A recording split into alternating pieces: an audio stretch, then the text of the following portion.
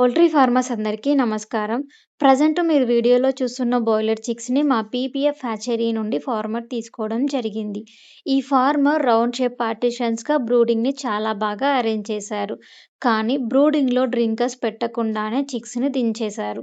ఈ విధంగా చేయడం వల్ల చిక్స్ హ్యాచరీ నుండి ఫార్మ్‌కి రావడంతో వాటికి ట్రాన్స్‌పోర్టేషన్ స్ట్రెస్ అనేది ఉంటుంది. కాబట్టి చిక్స్‌కి రాగానే బెల్లం వాటర్ కానీ, షుగర్ వాటర్ కానీ తప్పకుండా ఇవ్వాలి.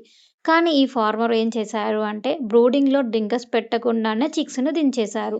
ఈ విధంగా చేయడం వల్ల చిక్స్ వీక్ అయిపోయి మొర్టాలిటీ అయ్యే అవకాశాలు ఉంటాయి. కాబట్టి చిక్స్ రాగానే ముందుగా బెల్లం వాటర్ కానీ, షుగర్ వాటర్ కానీ తాగేలా చూసుకోవాలి.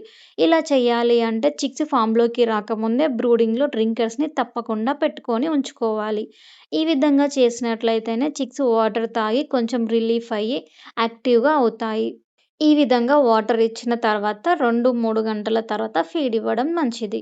మరి మీ బాయిలర్ ఫార్మింగ్‌లో చిక్స్ రాగానే ఏ విధమైన పనులు చేస్తుంటారో కామెంట్ చేయండి. ఈ వీడియో గనుక మీకు యూజ్‌ఫుల్ అనిపిస్తే చిన్న లైక్ ఇవ్వండి. అండ్ అలాగే పౌల్ట్రీ ఫార్మర్స్‌కి ఈ వీడియోని షేర్ చేయండి.